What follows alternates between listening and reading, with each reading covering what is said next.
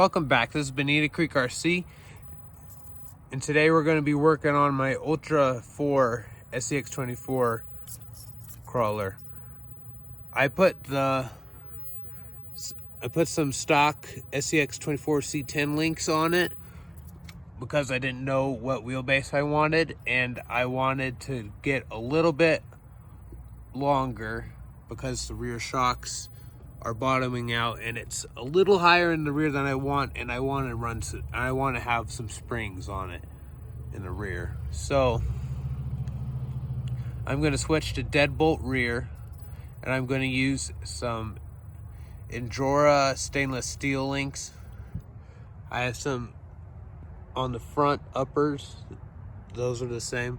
Then I have some C10 front lower links to put on as well. We'll do some running footage of it at this wheelbase, and we'll go work on it, and then we'll run it again.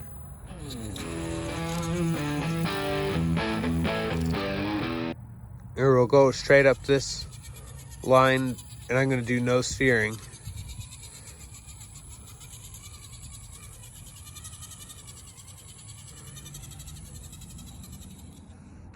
That is really good. This line is pretty hard for some of my other mini crawlers. I have to put a fair bit of steering in. Usually I get to about right here, and then they just start spinning the tires, and I have to put a fair bit of steering into it and to get it going again. And these tires were on my AX24, and it would struggle a bit more. So that means that it's the actual vehicle that's performing a bit better. I think it's the big brass knuckles.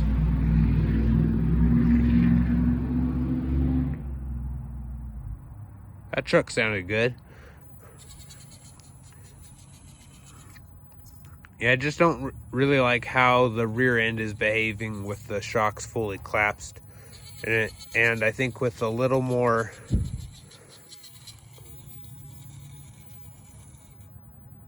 with a little bit longer, it'll lay the shocks back a bit more. And with those stainless steel links, I think the pivot balls will give it more flex, because these are limited. It's limited the flexes in the rear a lot by the plastic pivots. So that's as much as the stock links want to flex, but it could go like that much or a little more. So the rear will unload, and you're missing out on that much flex. See, it's bending the shock there. I think with the stainless steel links, it'll be a bit better for flexing in the rear. This obstacle too is kind of hard, just since the rocks are so slick. Let's see, go to the left a bit there. Do a little fall back. Ooh, got the rear tire fell in there.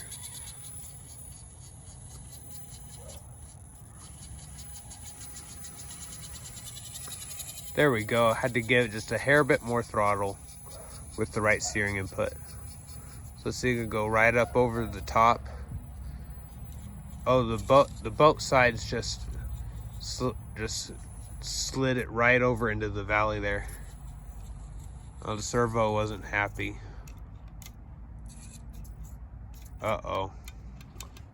Is the servo dying?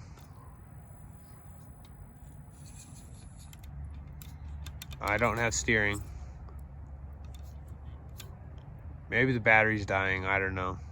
Okay, I think the problem is in the radio. It might be that the battery voltage is getting too low and the receiver's not happy. I don't know, I just tried to rebind it. The steering worked for a second. Right now the steering servo is not getting power. I don't know, it might be that the servo's fried. The servo has mixed reviews, so I really don't know. They said it would get really hot and then just die. Oh, it's warm. I don't know. Okay, so I brought it in on the bench and the radio is still on and the car's still on. I didn't turn anything off.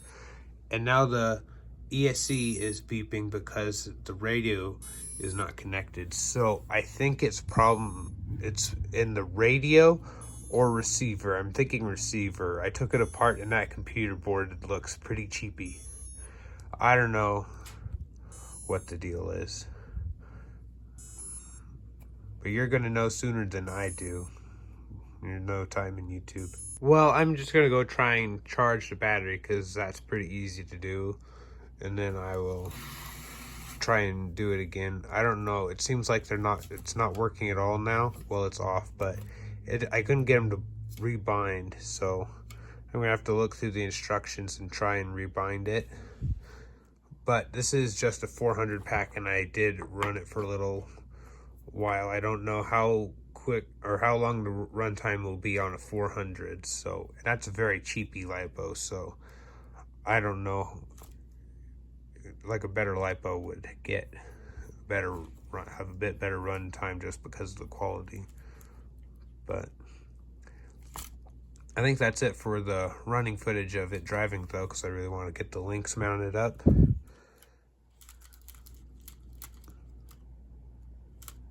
If you don't have one of these screwdrivers, you should really get one. They cost like $4 and like 50 cents, I think, on Injora.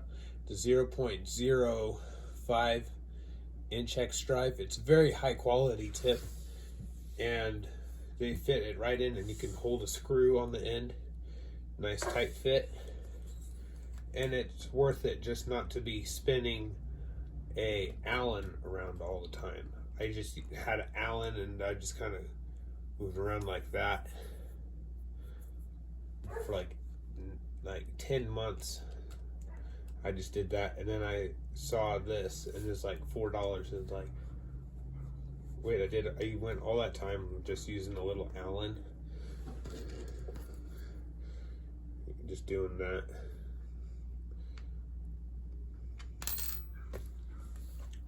Yeah, just get one.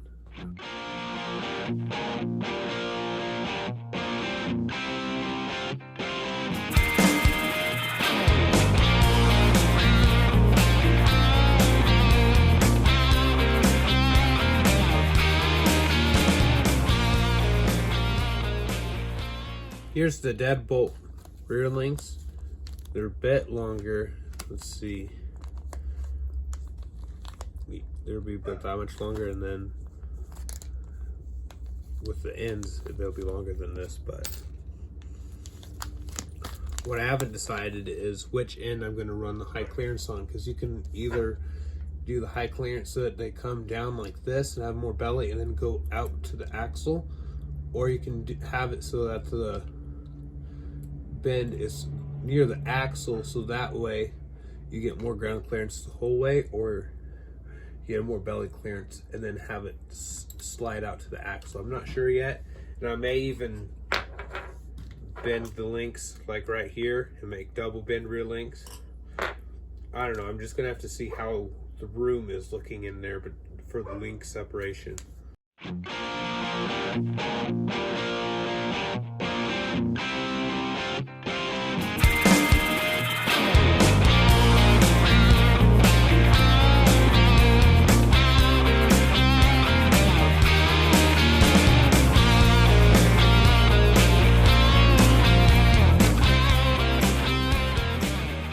Okay, got all the links assembled, and a trick that I came up with is to just put them on the end of the screwdriver and then put them over a hole and then pop them in. I did do it on my finger. I just pushed it onto my finger, and then that hurts, so that works a lot better. So I'm going to get the upper links mounted, and then I'm going to decide which direction I want the lower ones to go.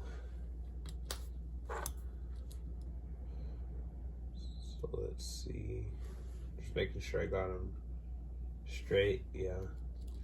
And one thing I like about the this style of link with the plastic ends is that you can swivel the end, and that way you can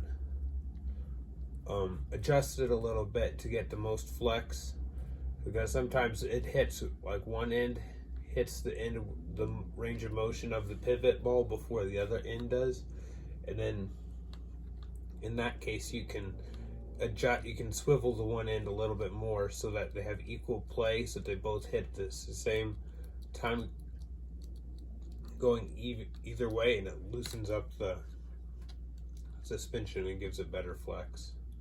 So you just go kind of snug.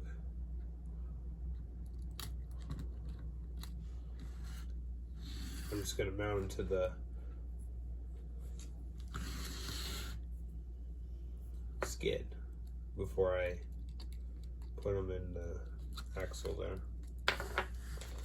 Okay, so here's the deadbolt rear drive shaft. I think the C10 rear drive shaft would work, but I don't know. I think it would still have enough engagement. It's just this is a better length for it.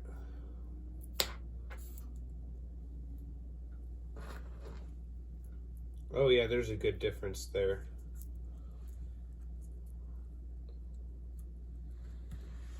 Yeah, it's a decent difference in length. Yeah, this is looking much better in the rear for the shock angle. So see, I'm just gonna put this, make sure it's the same screw length, I think it is. I'm just gonna put it through the pivot point. It helped with the other side just to kind of hold it while I was trying to get it, the axle all lined up. See, I think it's going to sit level now.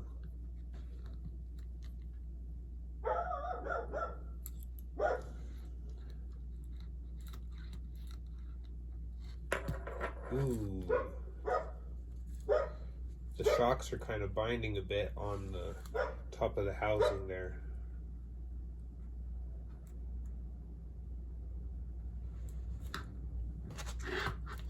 Well, I'll just get these installed and then I'll deal with it.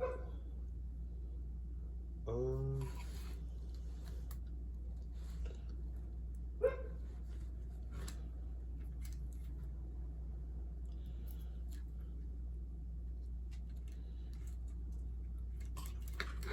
just trying to decide which way I want to do this. If I want to have the bend in the rear go like this and have more total ground clearance, or do it like that and have ground clearance right in the belly there, and then have it kind of go straight to the, slide straight to the axle. I think I'm going to do it like this. Well,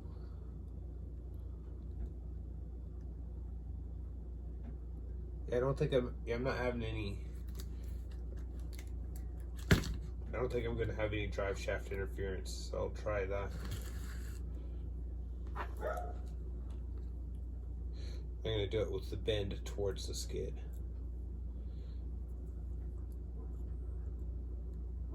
I might have to change the direction if it's gonna interfere with the drive shaft. It's gonna be pretty tight in there. I think it'll be good though.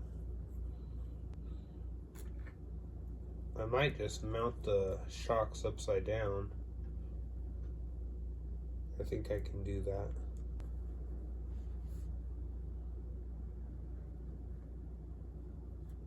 Something else I could do is file on the cage a bit.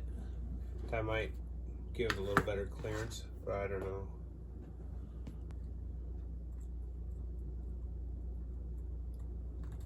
This is the way I ran my Ascent 18. I ran the links with the bend towards the skid. I'll just have to check it during flex to make sure there's no interference. I'm gonna have to turn these links around and do the bend at that side because they are interfering with the drive shaft here. I was worried about it, but this link does hit that link on when it flexes, and it binds it up. And also the shock cap is hitting the body there, so I'm gonna have to mess around with that for a bit too. Well, it's been a little bit since I last showed you this, but we be flexing now. Deadbolt rear, it's the wheel, it's about right how I wanted it. There's a couple times I backed up and hit that bar on the back, and then I was like, I just want the tires to go past it, and yeah, they go past it just by a bit. It was binding on the shock bodies in the back, but I added spacers. Let's see, where's that? Here's a screwdriver. So I added a spacer right there, the little shiny one. And that's keeping the shock body from hitting this tube right here. And that way, now we're getting a lot more travel in the rear. Let's see, oh yeah, I got the ones in the front done. I had to do the bend in the rear because it was hitting the drive shaft and the link, and the upper link when it was flexing.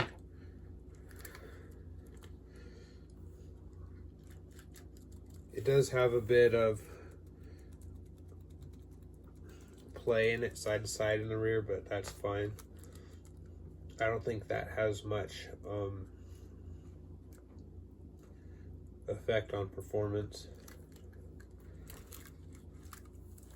It does have lots of droop in the rear, and the ground clearance is down. It's a little bit lower to the ground now, so it'll hang up a little more, but I think it'll just, since the wheel tires combos weigh so much, I think it'll just kind of get up on the skid, and then it'll just lift up. I don't know. It's kind of bouncy. That's fine.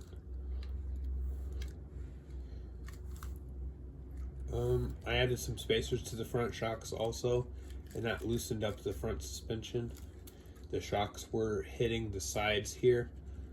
When they're going like that, the body would hit, and I didn't notice that before, so I added those spacers and did some longer screws, and they're working better now. I still haven't figured out the electronics, getting the steering to work. I have the battery charging, so we'll have to see how it does. I like how this wheelbase is. I just like the look of those longer links in the rear, making it a little more skid forward.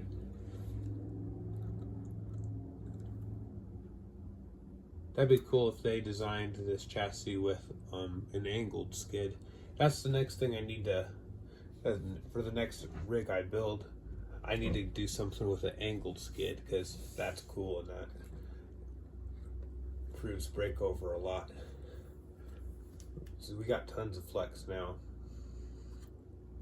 There's still some unused shock travel, so there is potential for more.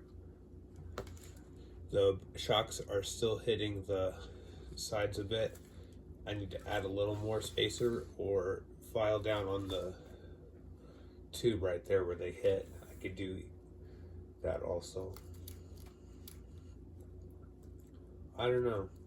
I'm using stock SCX24 springs, and then kind of just running out the spring retainers on the body there to adjust the ride height.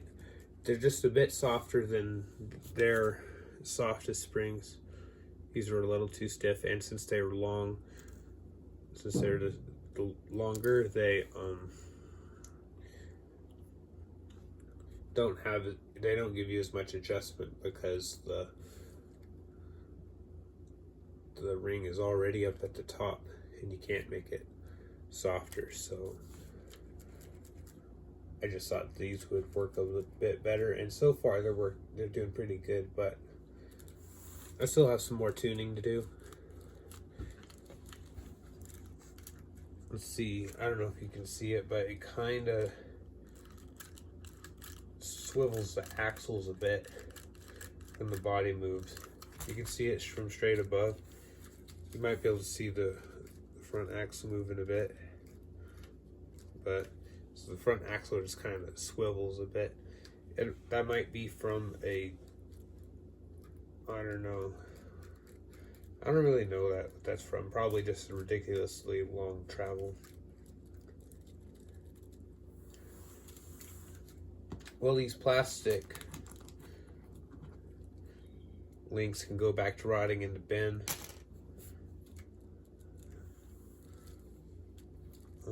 I think that's it for now. The next thing you're going to find out is the deal with the servo. I don't know right now what the problem with it is, but you're going to know in a snap. Okay, it's good news about the servo. I charged up the battery and we're all good now. So I don't think that it cuts off at a certain voltage like it should. I don't know, but that was kind of weird. So I guess as soon as it starts getting any kind of problems, then I should just stop and quit running it. But we're pretty good now.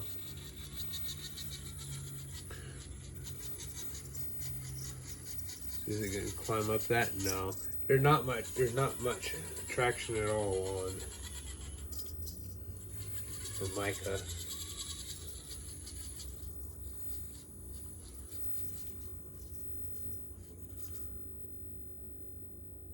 Yeah, I think it's good. Okay, I've done 2 battery packs on this rig with new rear links on it now, and it's really capable.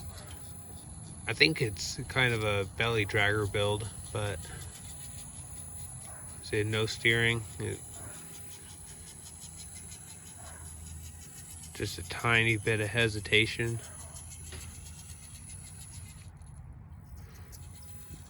I've not been real impressed with this servo. Like, it's really fast, but it really is not very torquey. And when the battery gets slower, it just quits working, and the truck just quits working. It's kind of weird. There is the extra BEC that I can use. I think I might try that. And it plugs into the charging lead, and one wire goes to the signal wire on the receiver. It might be better with that, but I don't know. This truck was kind of struggling on this obstacle before.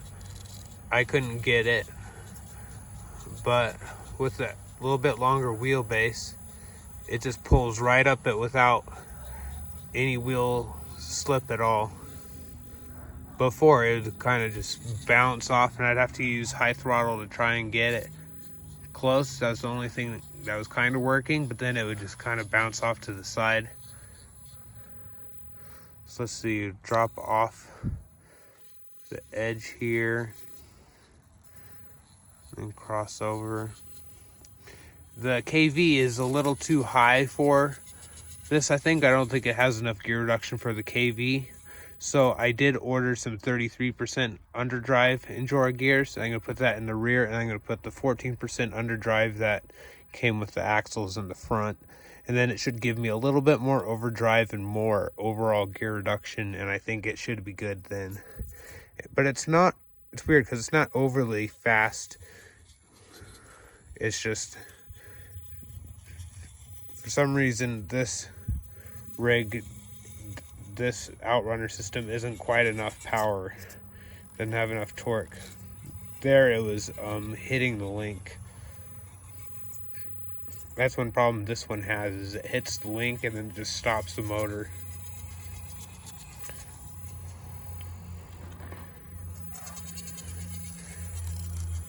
It's just touching it a little bit there. And it's just pulling it straight up, but now that rear tire's kind of getting caught a bit. just gonna have to find a spot to that notch, and then it looks like it's gonna pull around and then straight up. No, it's kind of understeering off the top, but it came back. I really like the boat sliders on this. See how the sliders are angled a bit? Oh, it's zooming in too close. But the sliders, they slide real well since it's 3D printed. See right there, the servo's not working right. Oh, it's doing its low voltage thing again. Okay, I put the 750 milliamp 2S LiPo out on my Red Cat Ascent 18 in here. 400 milliamp is just not quite enough for this one. I was driving it the other day and the tube right here broke there and right there. I'm gonna have to super glue that, but it's kind of fitting tight and holding in place for now. With the new battery, it works just fine now, so we'll see how the weight difference affects it, because this is a 750 milliamp and the other one was a 400. Oh, it's doing good. Oh, let's see, I'll try the chain bridge with this one. I haven't tried it with this one yet. Ooh, there's the motor into the link. It'll self-clearance. Let's see.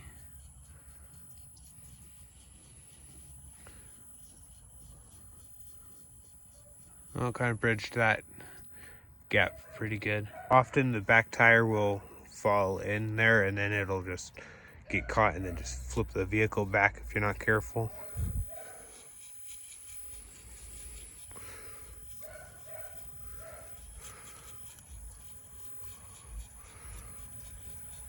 There we go, that was pretty good. Oh, kind of sliding off.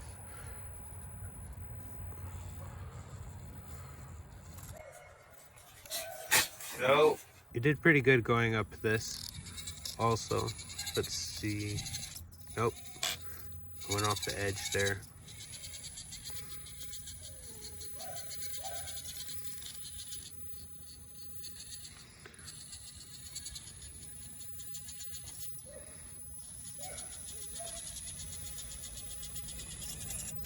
Nope, understeered. Servo's not quite doing the thing. There we go.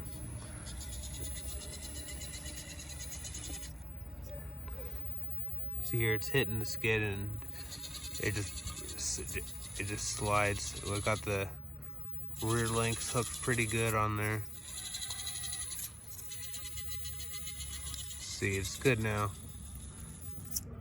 Like it keeps hitting, it keeps high centering, but it just doesn't really care much. It just, you just give it a little steering and kind of move it around and it'll just end up going eventually. I just tried this and it worked, so I'm filming it now. Let's see, it kind of went up. Got a hook with that driver front. Oh, this is a little bit different line. Yeah, it'll get it. Yeah, that's surprising. Like, it was all up on the skid and the links, but it just didn't care. It just, all the droop, the axles just went down to the ground and pulled it up. It's kind of cool. Yeah, I haven't tried this line yet going up this incline, but I think it'll do pretty good. See, the front's unloading quite a bit and it's kind of having torque twist. These tires aren't liking the surface as good as the XHX pins did. They kind of goes up to a certain point and then they kind of fall back a lot. See, super slow. No, they don't really like it. Let's see a little more throttle.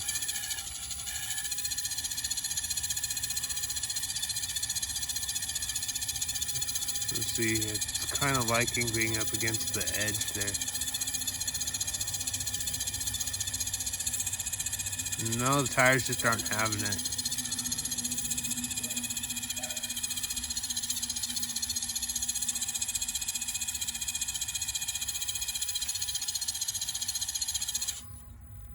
not quite. Not quite gonna do it. With ease, that is. I might be able to give it a lot of bump, but that doesn't really count if you have to bump it real hard. This is a pretty impressive climb here. And at the top there's a big breakover thing. Let's see. Oh god, I just got it. That roof tile is super slick. So let's see, I think I came over a bit before. No, I went too far that time. Let's see. There's kind of a hole on the face of the obstacle that gets caught, and there's a couple of smooth rocks that just don't have any traction. So let's see, I think right there, yeah, there's just gripping like crazy. Oh, sorry for the cars.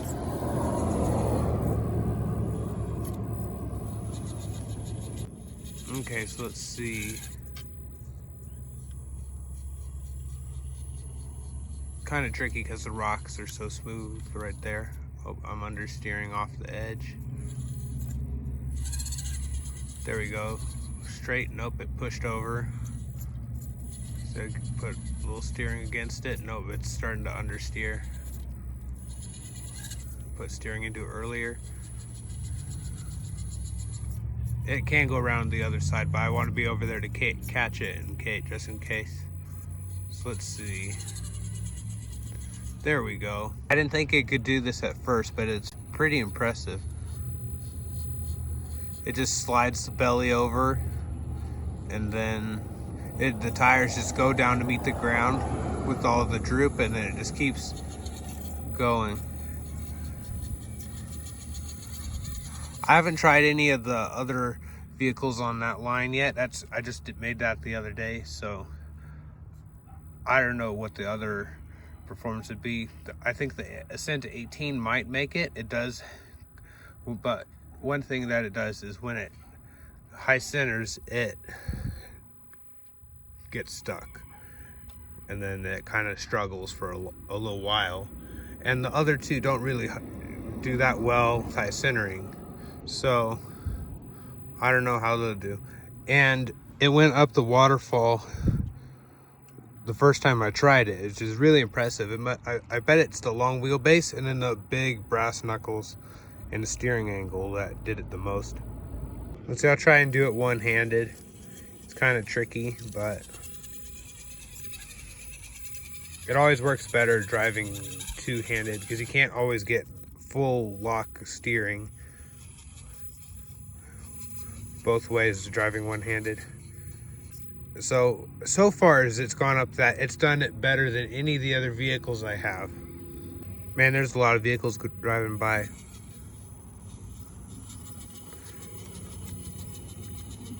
Like most of the other vehicles struggle to even get up that far. This one spot where it's almost high centering is where most of them get stuck and can't make it.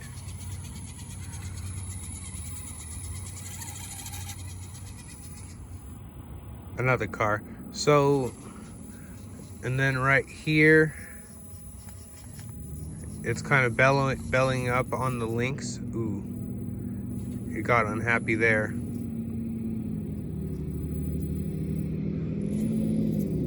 That was a pretty loud truck that went by. So let's see, I steered driver a little bit. It's kind of in a spot where it hasn't been before. So here the steering is not happy. It just does not have the torque.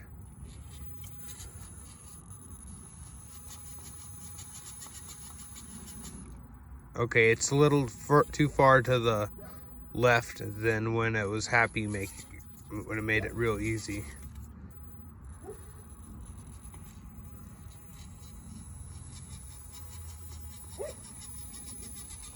There we go, that was it.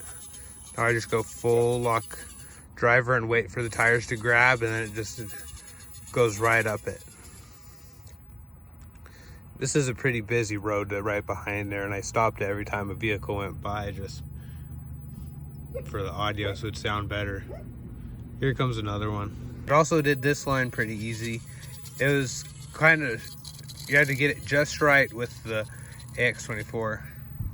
See, it's hitting, the motor hits the link, and then it just kind of does that and binds. I need to figure something out for that. One guy suggested I turn the motor around, but the battery tray is printed into the cage.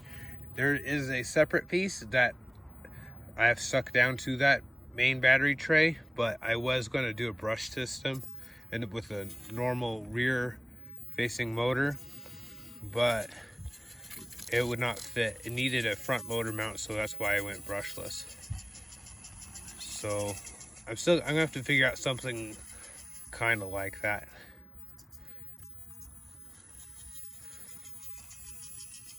And then it just pulls right up that without hardly any hesitation. It hesitated because I just stopped the throttle, and then it fell back and struggled, and then it had to get its momentum going again. But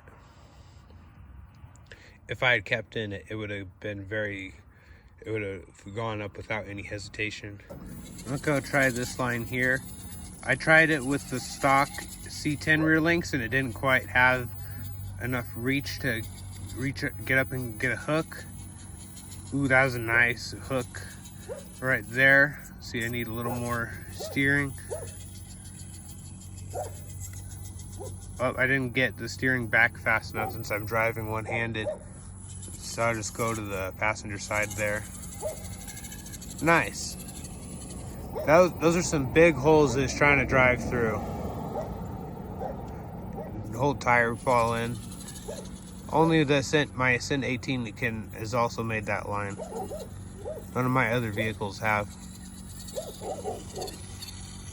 Well, this vehicle is turning out to be really capable, but I'm not happy with that servo. It just does not have enough torque. I think an E-Max servo actually has about the same amount of torque. This is faster, but it just doesn't have the torque that this vehicle requires. The brushless system is a little too high kV, but I have a fix for that I think will work. I ordered some 33% underdrive, so that should help.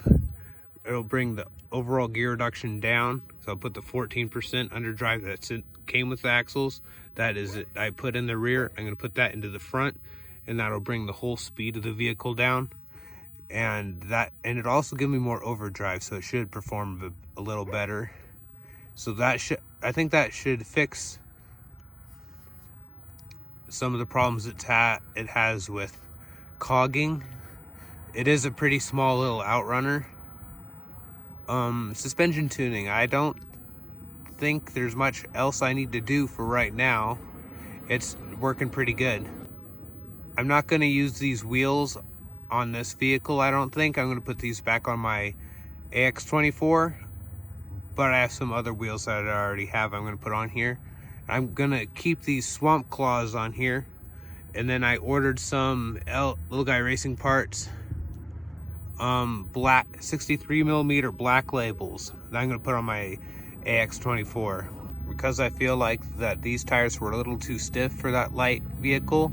So I'm going to use those black labels on it. So those are known for, one of the things people complain about them is that they're so soft and they have a lot of side wall roll.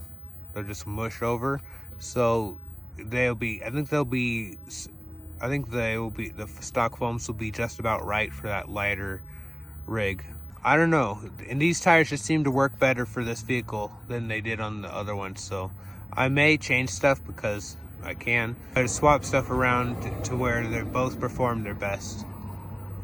I want to thank you for watching. Like, comment, subscribe if you like what you see, and we'll see you in the next one.